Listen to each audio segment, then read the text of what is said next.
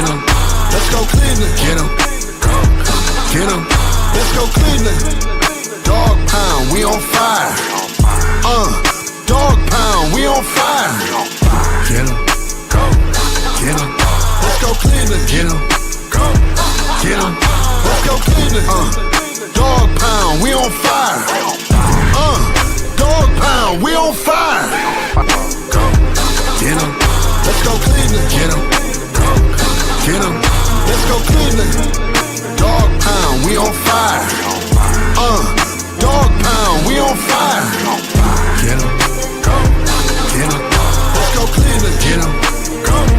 Get 'em. Let's go Cleveland. Dog pound, we on fire. Dog pound, we on fire. Get 'em. Let's go Cleveland. Get 'em. Get 'em. Let's go Cleveland. Dog pound, we on fire. Dog pound, we on fire. Get 'em.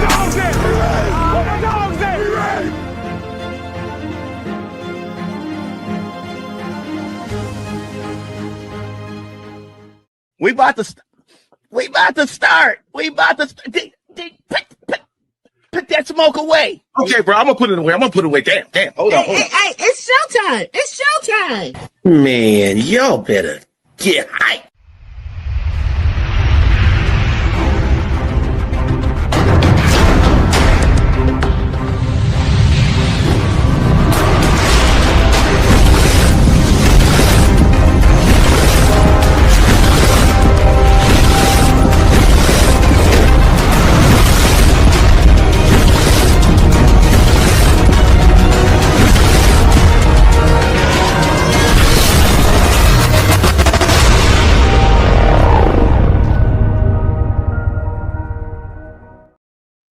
Y'all know what this is. Y'all know who this is. We are the My Dogs podcast, where our opinions are always just our opinions. We got a good one for us today. We got the man Dirt Dog in the building. Dirt Dog, what's good? Tell him what's going on, baby. Nothing much, y'all. Just take one step at a time. We got the coach. Coach, what's good? What's going on in your world? Man, it's time to get it cracking. Been out there to the OTA. Y'all see my update for the one day. Man, we got some stuff to talk about. Okay. And we got the Jamaican himself, the man that got like 25 different jobs. Mr. Deacon, what's good, baby? Ain't nothing to it but to do it, player. Yes, sir. Yes, sir. Yes, sir. It's all on you, baby. All right. We are. So, here it is this week, y'all. We just got some breaking news today where we see that the state has passed the budget. The House has got $600 million to help fund the new stadium project. So we had a couple questions, and I'm just going to combine these questions together, and so we can just have some thought on it, because this is going to be until they dot all the I's and cross all the T's. It's pretty much imminent that the Browns will be playing in Brook Park, minus any legal challenges. So my questions are, in regards to that, is with the new Dome Stadium being imminent, what amenities and services does the new facility need to justify its higher price and higher cost that will accompany it? So what do you want in this new stadium? Now they about to take our $600 million from us to make it happen. I'll go last because come on, Dig. I know you got something to say. Talk to us, baby. Amenities? Oh my God, man. Damn, dog. Speaking from, I've been to a couple of different, state-of-the-art facilities, and so far I was not impressed with. In order to, this is entertainment, regardless. And what's the main thing when you go to entertainment? You want to be comfortable. So I would love to see screens in the seats, some odd leather chairs to be comfortable and not have to just be elbowing people to get through. So if you make a state-of-the-art stadium more relaxed, more comfortable, more accommodating, I would want to come. That's my main thing. A lot of stadiums I've been to, wooden chairs, ass hurt, nail in the ass, Center. You can do that. If you can do that with a $3 billion budget and make it comfortable, comfortability is the number one key. If you throw a jumbotron up there, that's cool. If you want to be like, your man's out there in Dallas, but if you can make it comfortable and interactive, we get to the games. Hey, hit your phone and do this, and you win this. Imagine if you could just do that at that chair, and you could just see that. So if you make a stadium more comfortable, I'm all for that. That's my number one key. Make it comfortable for me. EP, what you want? Oh, okay. Well, me personally, the way that design of the parking lot, I need a nice way to get in. I don't need them long lines no more. I mean, and inside, I know it ain't gonna do it, but give me some cheap hot dogs or some cheap glizzies, man. I want to bring them pot prices down and all that stuff. But then, and when I get to then the bathrooms and man, I ain't even gonna get into the bathrooms. But I need a nice sound system. I need a state of art a jumbotron. We need us a jumbotron. I only want to go to Jerry World for the jumbotron. So, and I get what D's saying about the seats. I mean, that's just like an airplane. They're gonna keep piling you in there. So if you're gonna pile me in there, give me some eye candy. Get the like where the dog pound at. Make them down on the field. Get the dog pound. Hey, you gotta pay a little bit more, but hey, it's I don't know. Do something that ain't nobody ever done, like Miami. What Miami got? You can watch the game from a pool, and man. And we in a dome. It's a Tampa lot could of do the things same that we thing can too. do. It's a lot of things that we can do. So hey, they for 600 mil plus. I want to see a lot. I want to see a lot. I don't want to see nothing normal. Okay, Dirt Dog, what you want? Well, I told you what I want. I agree with TP and D. Let's start off with D. I agree with you with the chairs because some of them chairs, the Browns chairs is not as bad as the chairs in some of these other Cleveland stadiums. Like if you ever been to the Guardians stadium, my God, you like this up in there. I agree with TP when it comes to the driving and stuff like that. Parking and stuff and them lines. I don't think there's nothing you can do about with lines. I mean that. You better be glad we don't live in New York or anything, because can you imagine the lines there if you went to like a Giants or Jets or Knicks game? So I can only imagine. But for me personally, I want the food to be good. I want them to have, like I saw what Philadelphia has. They have their own signature food line there at the Eagles Stadium where they give you Philly cheesesteaks. What is Cleveland famous for when it comes to food? Everything. No. Polish boys. Oh, are we? Yeah. We ain't got no signature in Ohio. No, Cincinnati got chili, but we ain't got no signature. You might have something there, son. Polish boys. We need to put the Polish boy on the map. Not a lot of people don't know about him. I don't like Polish boys. Sorry, Cleveland. Yeah, I know. Big shock. Shame on you. But no, it's not. That's for the people that don't know what that is. Well, talk to me. What is it? What type of Polish boy you talking about? Okay. Wait a minute. You gotta give. Go ahead, Coach. What's a Polish boy? So a Polish boy is a Polish sausage with that's either fried or grilled with coleslaw, barbecue sauce, and open pit drizzled over the top. That's what it is. Okay. So it's a Cleveland thing. Don't sound all that great, but when you eat one, if you eat one normally, you're gonna keep eating it.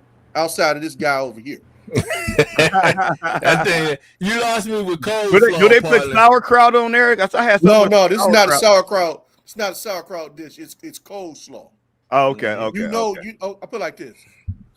Our black folks put coleslaw on it. Now, I've seen it with the other stuff when our white folks make it. I mean, because they make it a different way anyway, what they do. But it's not called a Polish boy. Okay. You know, but it's the same. It's basically the same principle. Plus the French fries and all that, the barbecue sauce. It makes a difference. Okay. They're not gonna put all that on there. I'm not a big fan of the Polish. If it's a shrimp Polish boy, I'm cool with that. But so you talking about pole boy? She has a difference. But damn, talk to him, coach. Yeah, you know, look, Coach can eat. I see. that folks know something now. I know. You talking about that, but actual Polish boy, that's a little bit different. But I'm gonna speak for me. What I know what I want. I want great sight lines. Outside of everything else you guys mentioned, which I think is great. Even when they build these domes, sometimes they can make them too large, and the sight lines are not that great. You want a more intimate experience when you go in there. And I want to feel like I'm at a football game. I don't necessarily want it to feel like it's an event. That's what they have turned our sports venues in. It's about being at the place. It's not about you necessarily following the game. It's just a place to be. So how do we make it more of fans being into the game versus everybody just meeting up and hanging out? Yes. TP, not to cut dead off. Throw up that comment one more time. Hey, I'm with him. Y'all tripping. Serve up the best big fry. Hey, That's I told the wife like 2 days ago, I'm about to make me a fried bologna sandwich. We were talking Ain't about nothing last wrong with week or so, man. I want one. Listen. Oh, If you ain't come had a on, struggle man. meal in a while, you got to go back. Yeah. bologna, Bologna, man. at a white folks They ain't taxing for it. You might as well say we can get some chitlins, fried chitlins. You lost me there, brother. You lost me there. Exactly. You lost Bologna me there. is lost. Man, come on. I done had my struggle meal. Listen, I did a struggle meal earlier this week, so I know. Nah. Now he didn't went too far. Now I can't do that. Spam and Can't eggs. do no spam and eggs. Now spam is nasty. That's Nah, man, look, I ain't had spam since the 70s. I swear. Oh yeah. Yeah, Man, y'all scraping the bottom of the barrel, man. You know what? If that's the case, give me some ramen noodles. We can have ramen noodles at the stadium if that's what you want to do. Hey, as long as they make them right. Right, or if they add a certain like texture or flavor to it, like But no, you know what though? No, the ramen noodles that you eat, that you get from the store that we put hot water on, there are actually stores that restaurants that sell that in a special kind of way. I mean, so if you did that, some people might actually be into that. That's what I'm saying. Look, we gotta separate ourselves from these other stadiums. That's what I'm saying. But we go. Hey. All right, so we gonna leave the food thing alone. Yeah. So I'm gonna go on to the next question that piggybacks that. So should the city of Cleveland immediately tear down the stadium or make attempts to use it in the interim? I mean, like pursuing a UFL franchise, pursue soccer franchises, more live entertainments, etc. What should we do? Because they know they're not gonna knock it down immediately, but we can't have it sitting empty for long stretches of time without it being used. So what can we do? I don't know what we can do with that. I mean, what can we do? That's probably gonna be the big question mark once the Browns leave. And what's the lease up? 2028? Is it 2029? 29 season. Yeah. So they leases up in 2028. The city of Cleveland need to figure something out. I think they're gonna have to figure something out. They just lost their cash cow. So now they gotta figure out something to attract the city. So yeah, I don't know what they could possibly do with it. I'm gonna come out and say it. I hate that stadium. I hated it. I do, and I'm gonna tell you why. It sucks. Especially during the summertime. I know what you're saying. Really? Not the wintertime? Wintertime is bad. It sucks during the summertime because you got muckleheads all around you swatting them because you're near the lake. The mugglehead go inside, you drink, you accidentally drink the mugglehead. it's the pitch. There's nothing unique about the stadium. There's nothing what stands out about the stadium. There's nothing at all what stands out about that stadium. I'm glad we're leaving and we getting a new one. So yeah. All right, Dick, what you got? What you got for us? That's a lot to take in right there. What you got? Yeah. Oh my God. All right. So it would be advantageous to keep it up for a minute, but you know how big business is when it comes to Cleveland. You can still have certain events like, Beyonce been here before, that they had that big WrestleMania event. You can still keep certain things going, but the time span is very short. So you have to take advantage of that time span. You know what I'm saying? You got this dome down the street that you can do anything, and the city can take advantage of that. And I hope that they do. They have opportunities, but eventually it's coming down like draws on the stick. Wait! Before TP goes, I got Wait a minute, Dirt Dog. Come on, pimp it. What done? I gotta ask you a question. So, do you really think, since you said Beyonce and WWE, do you really think they're gonna choose that site over that Brook Park site? Bruh. That's not what we're saying. Did they just not have that? Did they just not have the big SmackDown? You like wrestling? Yeah. Did they just not do that? They had SummerSlam there. Okay, so we have. You got to get Cleveland more props, dude. You still got the Wolstein. You got the stadium. You still got Progressive. You still have the Q or I'm not the Q. They renamed it. I'm sorry. It'll always be the Q to me or Gund Arena. Gun Arena. Rocket Arena. Yeah, Rocket. So you still have these events, and that's cool. Take advantage of that stadium before it gets too decrepit. It's bad, but it's not that bad. So you can still have something. Like I said, the window based on the seasonal snow, rain. You could do a few things, but don't just knock it down just yet. Eventually, it's going down. You know what I'm saying? And then after that, it's what you do after that. Are you going to put hotels up? Are you going to put, the science centers next door? You got this big old wind turbine. But take advantage of that. And the city might say, you know what? Well, because they're really not investing that much of the city's money into the dome, which they should have done. So, hey, let's do a couple of different things. And you'll be able to do that. You have to be advantageous. Take advantage of certain situations. It's a hot summer day. Hey, if you want to get a Young Jeezy or whoever rapper you want to do that, do that. I'm just saying, Drake. You can do certain things. You won't be able to charge those crazy prices, but you can do that. So I just want the city of Cleveland to take advantage of that venue. I'm not talking bad about the city. I'm just saying. No, you said I heard that. You just said that. I mean, it's okay for you to dislike it, son. That's cool. TP, what you got? One of me personally, I'm kind of petty. So, and when you petty, you do petty things. So first of all, I'm just gonna say my pettiness. You took my money, Cleveland money, to Brook Park. So guess what? All them events that you're trying to have, first of all, it's got to be cost efficient. So everything that we name that we bring in there, it got to make some money, because we got to have. I mean, the light bill gonna cost so much just to run that thing. But I'm undercutting anything that them Haslamers is trying to do. What y'all want? I'm cutting it in half. Y'all want to hear? I'm cutting it in half. This is a good stadium. Y'all been having it. Hey, forget y'all. I'm sorry, but boo. And I had to say that, do that real quick.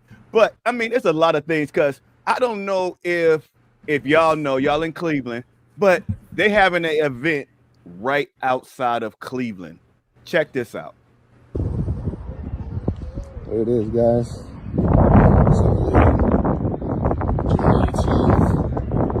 Yes, sir. It's gonna be fire. It's gonna be great. It's gonna be great vibes for the city. Only positive vibes. Let's go. So June 18th, it's a summer league basketball. They done built courts. Put that inside the stadium. Get that grass, put some whatever you want to do. Put that arena, man. Get used for it. Don't have them people outside because this is Ohio. The weather changed. Hey, the 18th, it could be raining. It could even be snowing. Put that inside. But yeah, it's a lot of things that you can do with that stadium to try to collect some funds, but it might have come out of the taxpayers' pay money because y'all got to pay for that stadium down that Haslam ain't paying. Wait a minute. Yeah, get it. Go ahead. All right. So I think for me, there are some things that you can do in the interim just because I think it's probably going to be 5 to 6 years. It's going to be 5 to 6 years probably before it come down. It won't come down immediately. They could probably downsize it a little bit, to make it a more intimate setting. But also, to have some of those concerts that we talked about, I think that's a great thing. I think that would be in the city of Cleveland's best interest. Cleveland has kind of fell off the map a little bit as far as having major concerts. But if you had a venue of that size in a decent place at a reasonable cost, I think it will work out for everybody. So I think they do have to think outside the box with that. I also do believe that they need to think about maybe a UFL franchise. I know the UFL is struggling. Mm-hmm. This is a football area. If any place is going to support football, Cleveland, Ohio will support football, especially if it's good football. We had enough bad football. So if it's good football, giving these young guys a chance, I think we can support that in the springtime. And it's just, high school ball. Like I said, if they downsize it, why can't the state championships be here? I know they're in Canton, but think about it. If you can get 20,000 more people in that stadium, listen, have you ever been to a Mentor and Ignatius game? Mm-mm. If you ever go to a Mentor and Ignatius game, it is overflowing outside the gates. It is 10,000, probably closer to 20,000 people out at the game when those teams play. We just talking about two major high schools right there. So if you can get another 5, 10, 15,000 people into that stadium, what about the type of money you can make? I got a curveball. Go ahead, Deke, but I got a curveball. Go ahead. Being from Sandusky and playing with I played against Charles Wilson. I played with Orlando Pace, and we got our ass whooped by Ignatius. So, and they look like a swarm of goddamn bees. That's like, no, man, I had never seen nothing like that in my life. So, yeah, Coach, you absolutely correct, man. You can do certain things with the stadium, but see, the biggest problem, and I'm gonna be real quick, is the legislation about what they want to do. So, will Bibb still be in office by then? We don't know. You know what I'm saying? So, could he run? Yeah, he can run for re-election and whatnot. But the city, when I say it's too many Chiefs and not enough Indians, that's what slows progress in this area. And that's the biggest thing. Like I said, we talk about being cost effective because you're in this decrepit stadium. We don't have to charge so much, but we can fill it. So you guys are absolutely correct. And that's on the city legislature to make sure that we profit from the loss. And that's it is what it is. So I agree with you 100%. Yeah. One quick question, not without a whole lot of detail. Should the Browns maybe put some type of satellite office or something like that downtown so they still keep a footprint in the city outside of just calling themselves the Cleveland Browns? Nah, they out. I wouldn't even let them. But like I said, I got a curveball. All right. What about since the state or the city want to spend so much money? Do they got any more? If I was the Cavaliers or the Indians owner, I'm like, if y'all dishing out all that money, tear that stadium down, put me by there and build that river thing and all that stuff. Not the Guardians. No, not the Guardians. Don't put the Guardians. No, they're actually in the most optimal place. Yeah, and see that's the biggest hang up with that stadium. That stadium is in the worst location. You going in and out, Pops? Yeah, no, but what I'm saying is what they try to do with the Browns and how they try to utilize the water and all that stuff. How much money and business that can bring in for, and if one of them teams, I know they in a prime spot, but if they're going, because they already talking about the Cavaliers are already planning on leaving. They was talking about we got a WNBA team coming and they're gonna play where the Rocket and Mortgage, so they leaving already.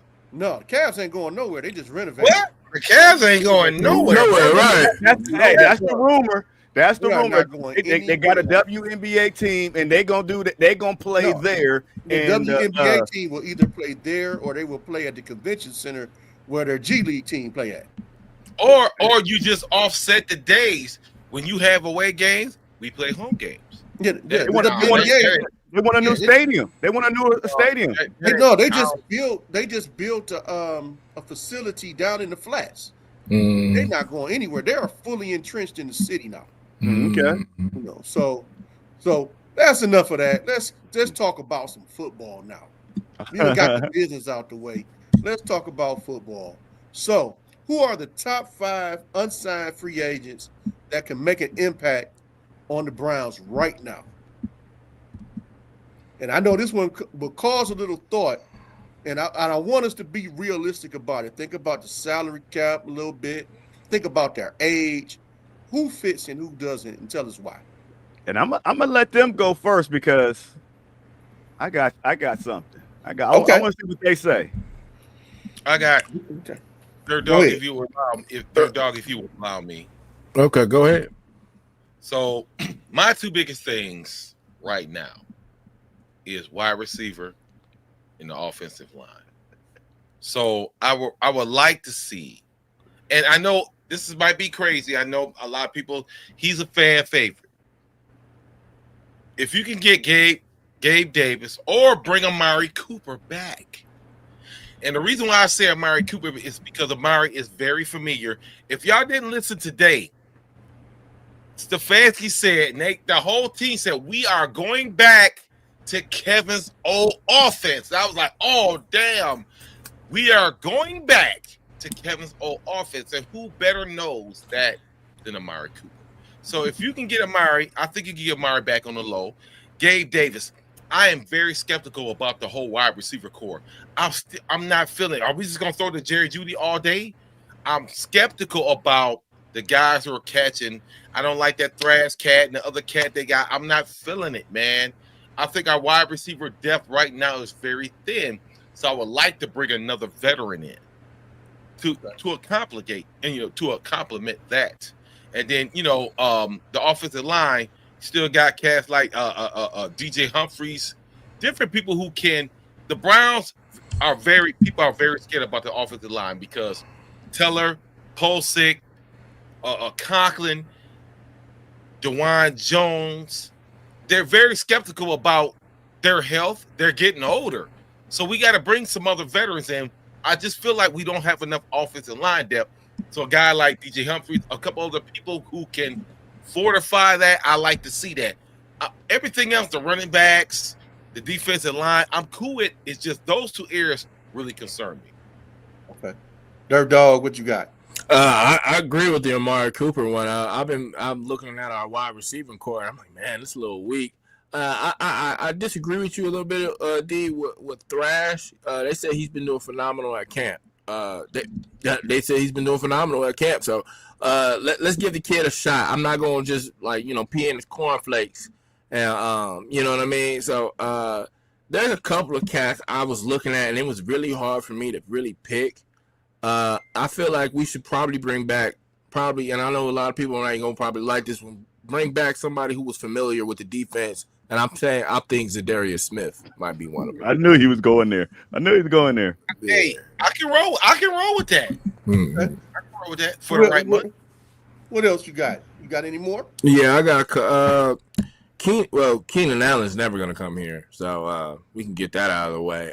I'm more focused on wide receivers because I see Elijah Moore on here, but he signed with He signed who? Buffalo? Buffalo. So he signed with Buffalo. So we shall see what happens. It's not a lot of big names in the wide receiver core. I mean, there's DeAndre Hopkins, but he's out of his prime. There's Devontae Adams. He's out of his prime. Stephon Diggs is with the Patriots, so he's out. He's crossed out. I don't even think he will. Yeah, some of those are not updated. Yeah, your list outdated. Yeah. But wait. There's one more who's a little familiar, but he didn't really do much. Chris Goodwin. Or was it Chris Godwin? Chris Godwin. Godwin. My bad. Godwin. He a dog, but he can't stay on the field. Oh okay. Yeah.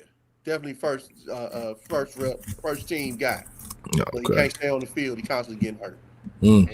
All right. So for me, let me give y'all my breakdown real quick of who I have. So the top 5 that I saw, I'm not sure if these guys have updated from everything I've seen. I think they're still out on the market.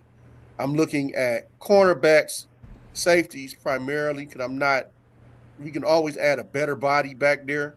And these guys should be fairly on the cheap. Also wide receiver, and I got a defensive end in the mix.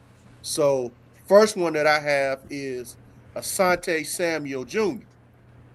He's 25, former second-round pick. He only made 1.8 last season. He has a market projection of about $11 million, but because it's after June, he got to get in where he can fit in now. So he could easily be a third or fourth cornerback with starter capability. There's a safety from Indianapolis, Julian Blackman. He's 26. He's a former third-round pick of the Colts. He made $3.7 million last year. He's injury prone, but is a starter when he's healthy. Tyler Boyd. Remember Tyler Boyd, don't we? Mm-hmm. Cincinnati Bengals. He's 30, but he's a former second round pick. He only made $2.4 million last year. The man has over 500 receptions in his career. He has 31 touchdowns, and he's one of the bigger receivers on the market still left out there, as he stands 6'2". That's my cousin, right? Oh yeah, okay. You need to get your cousin in the Browns uniform, bro.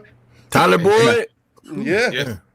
DJ Chark, wide receiver from the Chargers. He's 28. He was a second round pick of Jacksonville. He only made $3 million last year. He has 3,100 receiving yards in his career with 24 touchdowns. He's bounced around a little bit over the last few years, but he's a quality receiver. And then the last guy is an intriguing guy, and mainly because he got hurt, so he really haven't had a chance to do much. But I heard about this kid when he was coming out of college, and he actually did a little bit while he was with San Francisco, and that was Drake Jackson. He's a former second-round pick.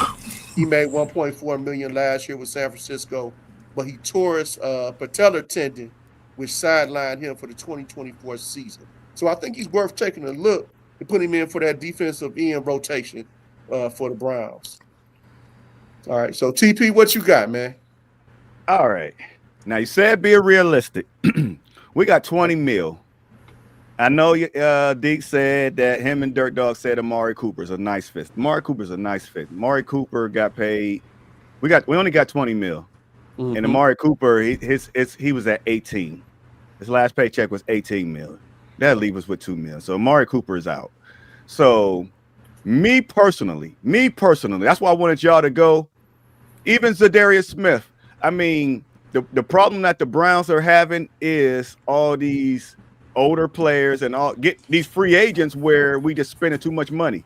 I looked at every free agent besides Justin Simmons. I will take Justin Simmons. I will take whatever. I mean, we need us a free safety. We need somebody on the other side of Grant Delpit, because I don't know who we're gonna have over there, because we just lost Juan Thornhill. But I would take him. But looking at all the free agencies, besides safety, we got 3 good corners that's better than anybody that you're going to name besides Gilmore, besides somebody that's going to spend that's going to cost so much money. You look at our linebackers. We done drafted a linebacker. We got Devin Bush, and we got some other guys. But I mean, preseason ain't started yet, so we gotta save our money. It's too early. It's too early to be spending all your paycheck. I mean, I know you get paid in 2 weeks, but you gotta wait. You gotta wait. So then you go to the D line. We got Miles. We done got two. We got Michael Hall, and we got the 5th round pick overall. We got him. Then we got Oboe. We can work on the other side. We can work on the other side of the end during off the mini camp and preseason to see what we got out of there. Like I said, we just don't want to spend our money. Then you got the offensive line. We got DeJuan Jones. He's going to be playing left tackle. He's going to we got to see what he got. Then we got Teller. Then we got Posick at center. Then we got, come on, give me the right one. Give me Teller, Benito. Batonio. Then Conklin. I never can get him. You ain't gonna name nobody in a free agent better than that 5. Now if you're looking at just to get some depth, I can understand that. But to replacing them, we got our top 5. We got 18. We got 18 quarterbacks, so there ain't no need for no quarterback. We got 2 young dogs at running back and 2 old dogs that we letting go, and that we keeping 1. Then so the other thing is the wide receiver. But when we brought so many young guys that we don't even know what they're gonna do. Yes, I would like somebody to be on the other side of Jared Judy. But we spent money on getting somebody on the other side of Njoku. That's why I wanted to go last. Andrew Berry, you did your thing again, boy. I don't know what the record gonna be, but as a free agencies, there's nobody out there that we can pick up or that we can afford. That's just where I'm at with it. Mm-hmm. Well, I'm like this. I just try to stay to a criteria. We got a lot of guys. If you're going to build young, that means you're going to have to probably replace young too, just to stay on the cheap. So that's kind of why I chose the guys that I chose. Everybody was under 30. Mm-hmm. They're either coming off their rookie contract or they got cut in the middle of their second contract. I mean, so that they're reasonable. They've proven in the league that they can play for the most part. And I think that's what we're going to be doing for the next couple of years, especially as that salary cap collapses on us. And we're going to have to find people to play. So, it's going to be a lot more of these types of conversations that's going to happen. Oh yeah. But, Coach, I got one for you. Yep. I told you the 2 guards. How's we going to fit Zinter in there? How long is he going to sit back?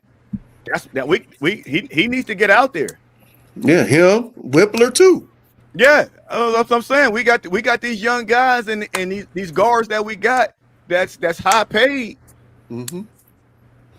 We might have to put some trades to do something to go young. And I mean, like I said, I don't know if he's ready, so I mean, I can't put him out there before he's ready. But the biggest thing we need to see right now is, get them through a preseason without injury. Mm-hmm. So we can really sit down and evaluate people. That has always been one of our biggest hindrances. Somebody getting hurt, so we can't do a full evaluation. We lose a whole year on a person, and then when they do come back, they don't fit or they don't meet our expectations. So we've wasted a whole year of our time. Yeah. So, all right. So this is a great question. And I know we all going to have some great opinions on this. What has been the biggest hindrance preventing long-term success for the Browns since 1999? Is it poor drafting and free agent signings, meddling or ineffective ownership, bad coaching? Rank them in order and defend your choices. He said defend your choices. It's all of them. All of that and then some. Right. Yeah. Well, but one is probably going to stand out more than the other. We all know probably all of them come together, but which ones stand out for you? I'll let y'all go. Come on. The Browns are a collective fuck up. okay, that collectively fucks up. I'm sorry. Everything that you said, bad coaching, bad draft selection, bad everything. Yes, that has been our problem. And we want to give props to Barry. We want to give props to Stefanski. No. At one point in time in life, you have to slow down and assess everything that you're doing. They haven't done that.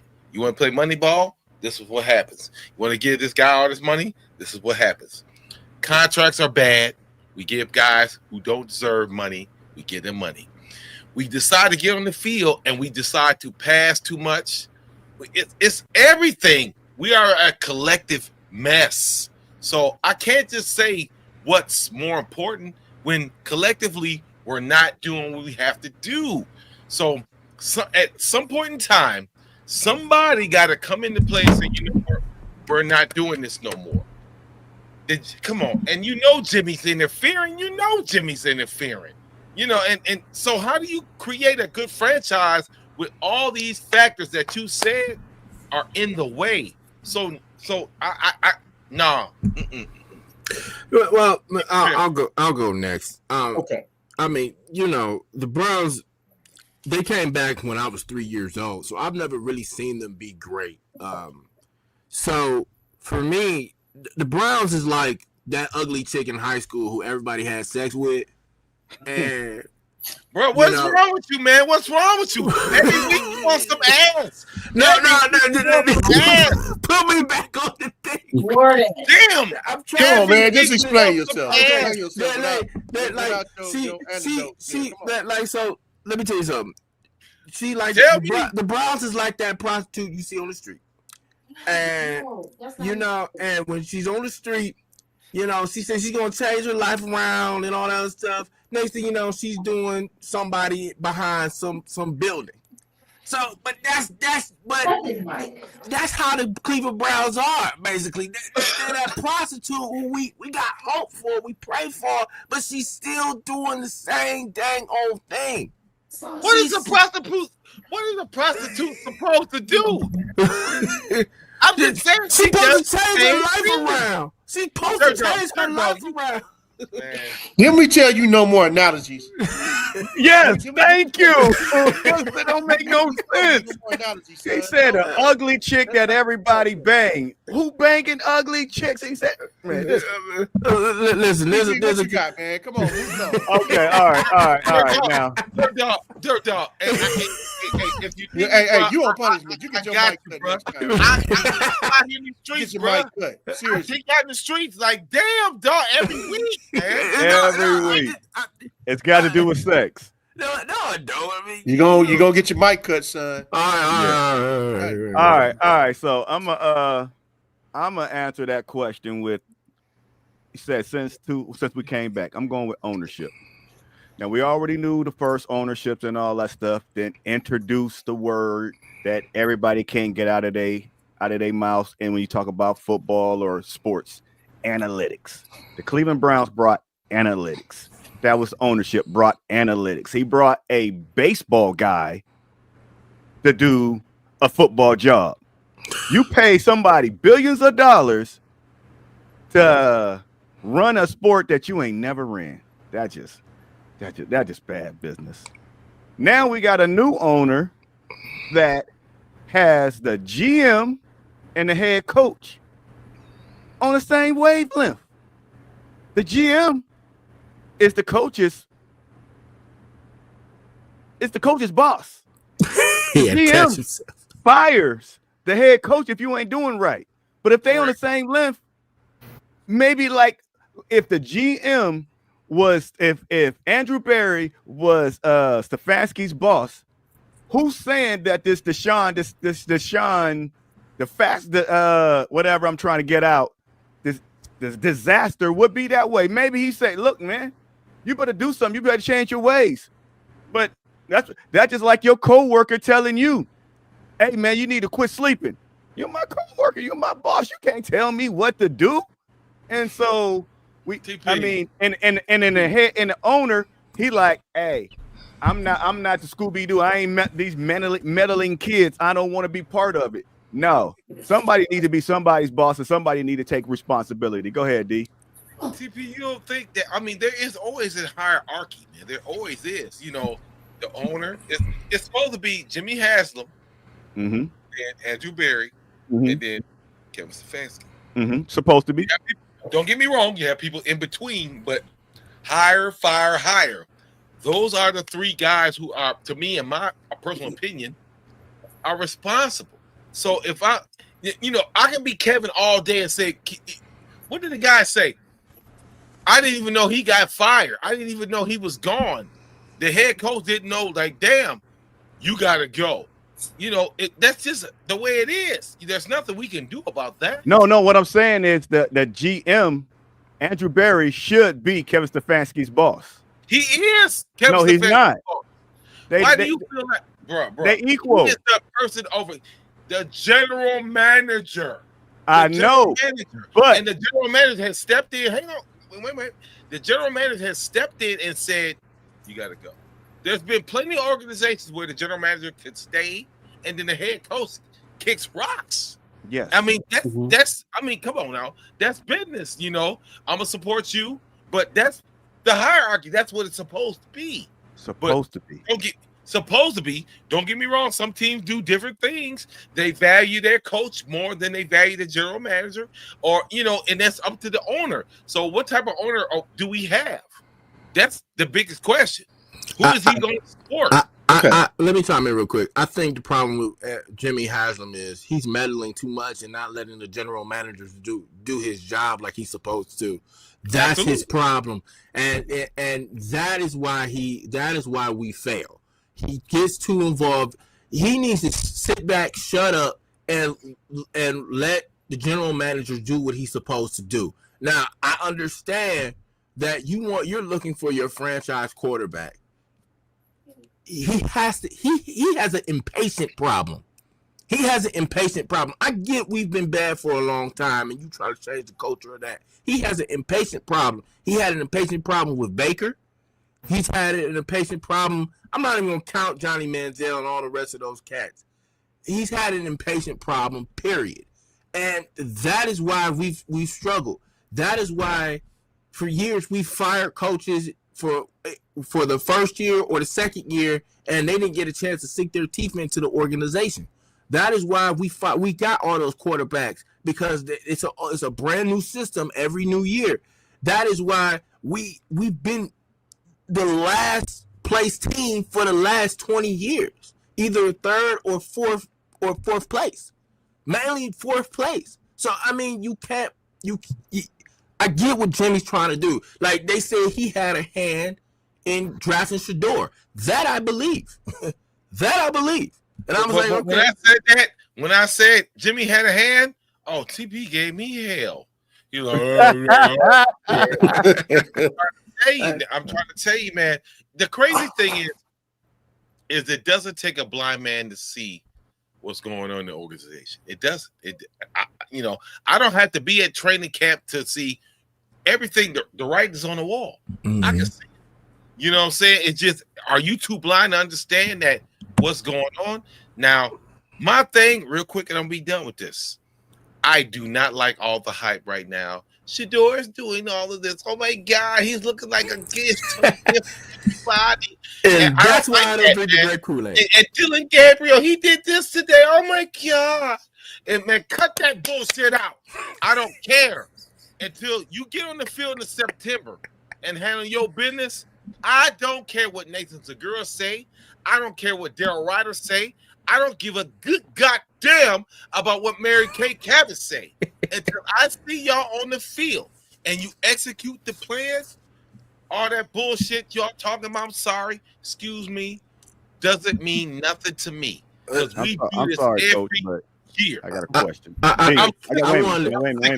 a minute. D, one of y'all. If okay, two questions. Three questions. Should Andrew Berry be Kevin Stefanski's boss? Yes. Yeah, he is the boss. He is the boss. Okay, now how would y'all feel if Andrew Berry wasn't Kevin Stefanski's boss? Something would be wrong. Man, that's some AI bullshit. See, that's some AI bullshit. That's AI. AI, artificial intelligence. But when it comes to goddamn hair, Jimmy. No, I just pulled it up real quick because Ben said it. Negro, you not about to pull no AI. Come on, Allen Iverson. Come on, bro. Okay, hey, listen. You know better than that, TP. Come on, man. Let me shoot my Come on, shot. you be in the ballroom, go ahead, bro. Go ahead. Okay. And Barry say, "Hey, Kevin, shut up, Kevin." That's what Kevin gonna do. Hey, Kevin, shut the. So that's what he gonna do. Get your ass out there and coach them goddamn people, and I'll be out there. And then I'm going to give you who I feel should be on the team. So Kevin accepts. He accepts the players that Andrew Berry signs. He might be in the war room. He might be saying no. Let the but coach he has talk. to accept who Berry signs. He's not in charge of the paycheck. Andrew Berry's in charge of the check. Look here, Kevin. Shut the up. I signed this dude for $20 million, and then Kevin got to be like, "Damn, that's what he got to do, dog." He's not in charge. Hold on, dirt dog. He's not in charge of player personnel. He's not in charge of signing. He's not in charge of none of that. Your job is to take who I give you and go on the field and make it happen. I might consider what you're saying, but you're gonna do exactly what I tell you, and it is what it is. Come on, man. I told you it was a pimp thing. So, anyway, moving right along, son. When the garbage man tell the city where to dump trash, he does exactly what the city say. You put the trash here, that's where it go. Period. So, here's what I got to say on this. Put that Gatorade down. And I'm gonna be brief. I'm gonna be as brief as I can. All right. So if I gotta put a primary problem with this is a generational issue. Okay. So I would say that it starts with the ownership issue first. Since 1999, we've had two owners. And the first owner was historically bad. Okay. You know, God rest his soul, the learners. But they were historically bad to the point to where you had to bottom out to these 1-15, 0-16 teams. I'm not sure. Did that happen under the Haslams, right? The 1-15 and the 0-16, but you had to. Yeah, that happened. You had to bottom out to that point in order to start pulling yourself up. So that is already inherently an ownership issue. Now, I'm going to say this about Haslam, whether you like him or you don't like him, they got a much better track record, not by much, but it's a much better track record, especially with Stefanski and Andrew Berry at the helm versus anything else they've had in the last 25, 30 years. Okay? So we got to give them credit where credit is due. You know, so while people may say we'll be hard on Stefanski, we'll be hard on Berry, but at the end of the day, with Stefanski is 40 and 44. Find me somebody who even close to 500 before Stefanski. You won't find nobody. We got to go back into the 80s. We got to go back to Marty. I don't buy that. I don't buy his record. What? I mean, but it's all right. Listen, playing almost 500 ball is not acceptable. I get that. But compared to where we was at, and we were just spiraling out of control, at least I can see something. Now, the coaches that we've been through have just been horrendous. You know, I mean, I just don't understand some of the coach choices that they've had. Okay, I got one for you. Since you want to boost up Kevin Stefanski, I don't want to go on one of my Kevin Stefanski's rants because me and D got another stake bet where Andrew Berry cannot fire Kevin Stefanski because the ownership put him on the same level. So we got a bet. You got to prove me wrong. Prove me wrong. Well, no. What bet? What are you talking about? What bet? Please tell me. This is simple. I just made that bet. I just made it up. TP, this is simple. Wow. Hold on, don't take that bet. This is simple. Because this is how it's gonna go. If somebody gonna get fired, and this happened. This is not just the same here. This happens in a lot of organizations. He may not be the direct supervisor, but the first thing that Barry gonna come out of his mouth is, "Hey, Jimmy, I gave him all the tools that he needed. This is what he said he wanted. He gave me a wish list. I went out and I filled it the best I can, and he still can't win. This shit ain't on me." Yes, that's why you should let him go. They keep marrying them together. Fired, but he sure did put that recommendation in. But no, wait a minute, Dirk dog, Coach. Since, like I said, you want to hype up Kevin Stefanski, which I probably get on the trail if we do anything. If you were Andrew Berry and you talking about he went 44 games with the players that Andrew Berry, with the players that you brought since Baker Mayfield, that whole team that we had till right now. He didn't draft Baker. No. Oh, that team till right now. Would you be mad at your head coach that he did nothing with the roster that you've been giving him? If you was Andrew Berry, and from the time that he's been here till now, would you have fired Kevin Stefanski? Let me time in real quick. I can answer that question. I'm about to hit him with something he said in his own words. Right. Andrew Berry, you got to separate yourself from Kevin Stefanski. Darn right. So in the separation, that means your ass got to go, and I'm gonna stay. Right. So he has the power. I don't understand. TP, I don't understand what. That's how this goes, man. Right. But Coach, I'm asking you, if you put that team together, would Kevin Stefanski still be your head coach? I mean, for me, D them froze up on us, but that's good. We finally got him to shut up. So go ahead. But for me, I mean, I can roll with what I have right now. I'm just keep it 100. No, I ain't talking about right now. I'm just saying, just from all this time, would you have been let Kevin compared Stefanski to what we go? had? Yeah, he's staying. Yeah. Do I want Hugh Jackson back?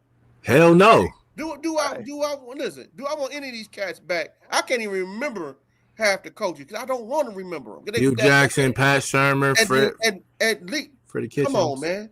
Yeah. But I'm just saying, for the team that you put together, you put a great team together to not. But whose opinion is it great?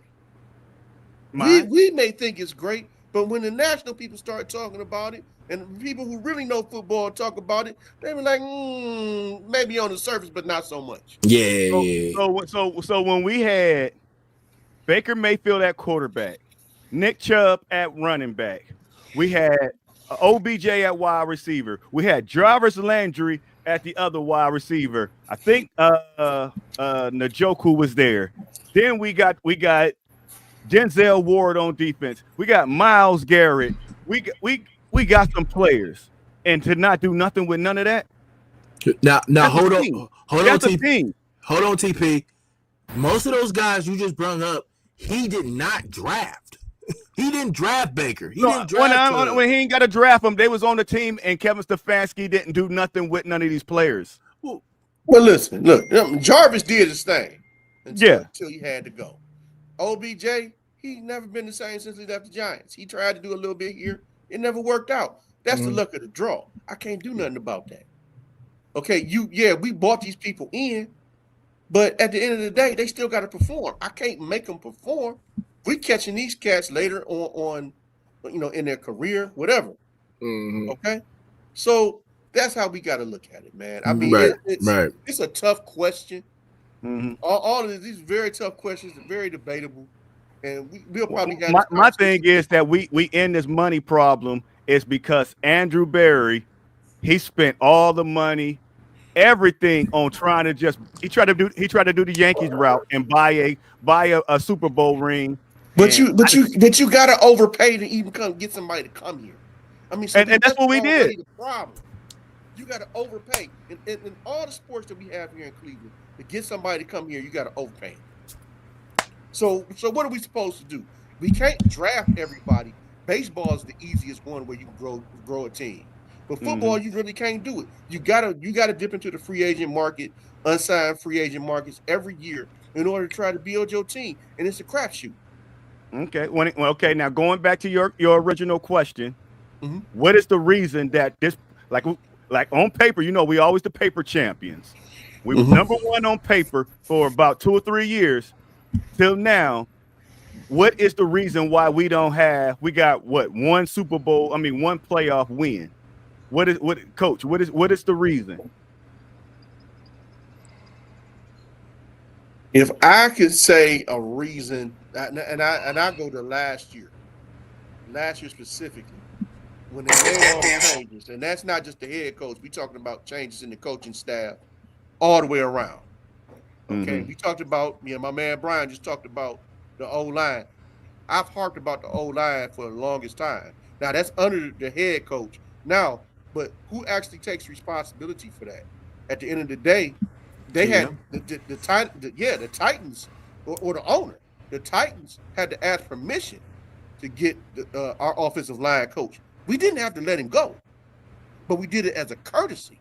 Now we just watched in basketball today. The Knicks got turned down from everybody. No, you can't talk to our coach. Yeah. So why is it that we being nice and letting everybody go when everybody else says no? Yeah. Why is that? So that's an ownership problem, maybe a GM problem, whatever the case may be. I blame last year on a GM. I've been told y'all that. So, but we gonna come back and we're gonna revisit this. And there's some other stuff that we can probably talk about on that. Go ahead. So, last but not least for today, we got to say goodbye to our man Nick Chubb. Yes. As most of everybody knows, Nick Chubb has moved on to the Houston Texans. We done seen footage of him on the field doing his thing with the Texans. It looks odd. Got a new number, 21. But what's y'all thoughts and how do we want to remember Nick Chubb? Wait a minute. Touchdown, Nick Chubb! Nick Chubb, a beast of a run! For the past 7 years, this man has been a hero for the city of Cleveland. There he goes! Nick Chubb is only Nick Chubb can do! He has cemented his name at the top of the history books. 4 Pro Bowls, 51 career rushing touchdowns, 6,843 rushing yards. He established himself as both a fan favorite and organizational centerpiece. It's hard to come by someone with an equal level of focus, resilience, and determination to be great, no matter the circumstances. Nick Chubb, the rookie out of Georgia, 15, 10, 5, touchdown! Here comes Chubb with the cutback. Here goes Chubb, he's gonna go! Touchdown! Nick Chubb! Gets Chubb running. 25, 20, 15, 10, 5, he's in! What a run by Chubb! Thank you, Nick, for your leadership both on and off the field. Your impact will never be forgotten.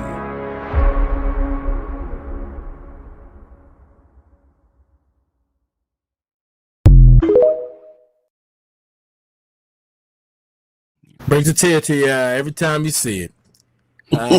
Brings a tear, Nick Chubb and yes, Baker Mayfield sort of changed this franchise a little bit. They gave him an attitude, gave the people of Cleveland to be something to hope for. And we haven't had that hope in a very long time. I'll never forget his first game. Because we had a backup. He wasn't the starting running back when we drafted him. It was somebody else. I can't remember who it was. And this is at the time he was still wearing 31. If anybody remembers, I'll let you know how much I remember Chubb. And we were playing against the Oakland Raiders. And Oakland, his first game. First carry. First carry, he ran it all the way to the house. Then Browns get back on the field. His second carry takes it all the way to the house. I was like, we might have found our running back here. I was excited. I was like, all right, we got a running back don't know about the quarterback. Turned out I was wrong about the quarterback too, because the quarterback ended up being really well in Tampa now. So I'm happy for both of those guys. Nick will be truly missed, but it's time. Nothing lasts forever. DP, how you feel, man?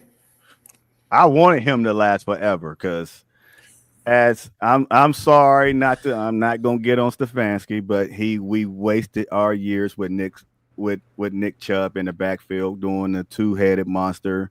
He didn't get the touchdowns that he deserved. He didn't get all the touches that he deserved. And now with those two injuries, he might not even come back. But at least he would have had them glory days. I mean, he got some yards. I think he might be second leading or maybe first leading rusher in Cleveland Browns history. I don't know. I can't remember. He's third. He's third. Okay. Yeah. And I mean, that was my guy. I'm gonna let you go. That was my guy. And he just beat, I'm sorry, but they just put out, he got his jock something where he got this film crew that's following him through his whole transition of coming back. And Nick Chubb was like, because I think February when he walked out of the stadium, he's like, I've been here since I was 22. I think he's 28, 29. He said, I'm just opening up to the city. I'm just talking.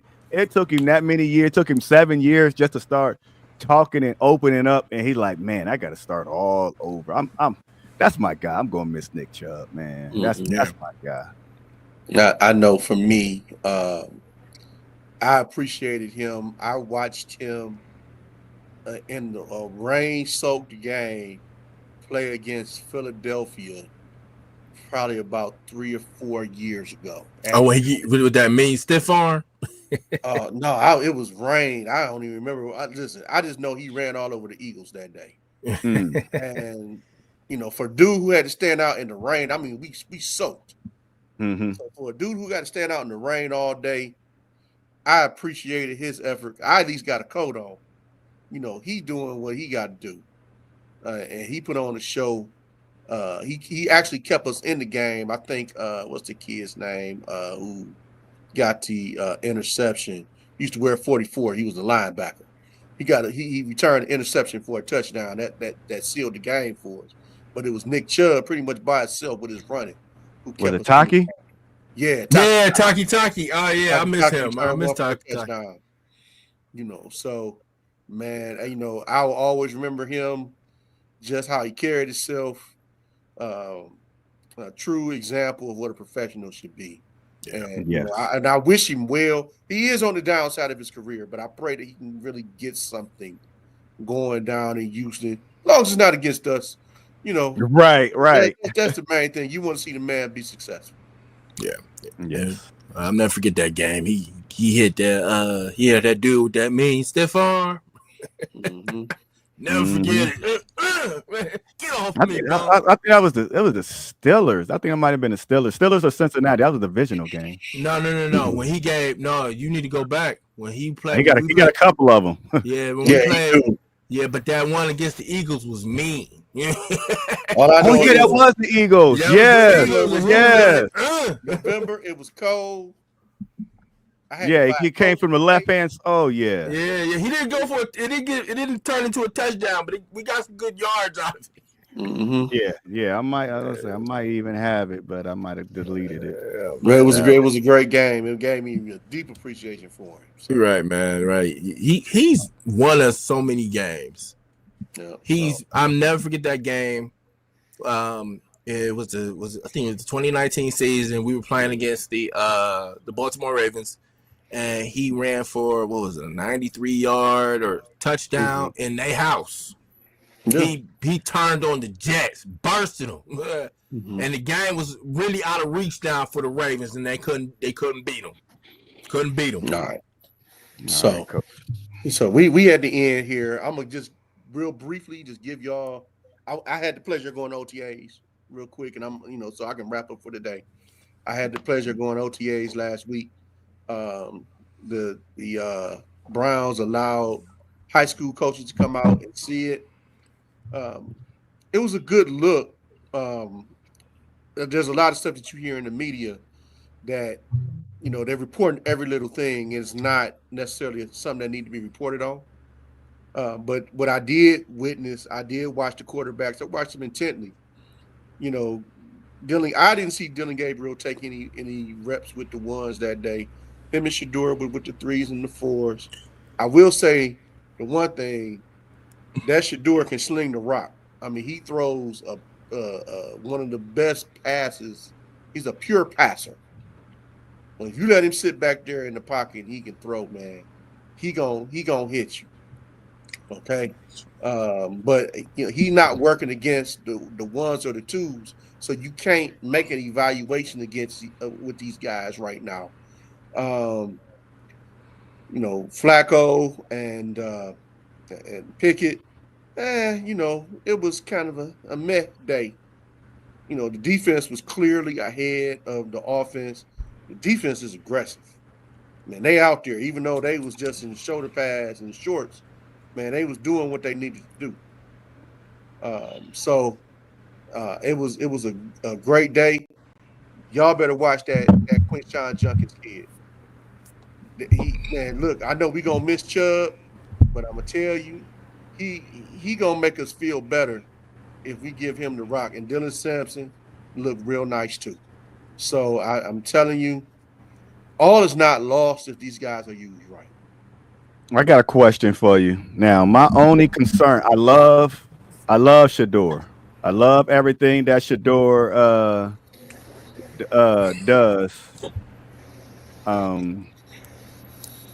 But the only question I had, because you said you saw him, the only question what I didn't like is he got the best ball. He throws a nice, pretty ball and all that stuff, but he doesn't have that zip. If he's in there with the starters, do you still think that them passes is going to get in there, or he got to put a little bit more zip on it, or I don't know. That his arm strength was always questioned. I think he has plenty of arm strength. Mm-hmm. I think he was not giving his props as far as that. Now he don't have no cannon, but he can get the ball down the field. The thing with him is that time and that chemistry. If he can have time to develop some chemistry with any group of receivers, I think he would be viable. Mm-hmm. I'm not predicting him to be no week 1 starter, and I doubt very seriously that he get cut either. It's just Dylan Gabriel. I like Gabriel, but when you see all the quarterbacks next to each other, he just look like a little fella. Yeah, he's honestly, that's really, really what it is. I didn't get close to him, but I'm like, damn, I'm a short guy. I'm like, damn, I'm damn near looking at you in the face. So that's telling me a whole lot right there. And I'm not saying that short quarterbacks can't make it, but it's much more difficult. Yeah. Yeah. I was a little surprised when we took Gabriel, but with the Shador thing, I mean, he's starting to lean towards me.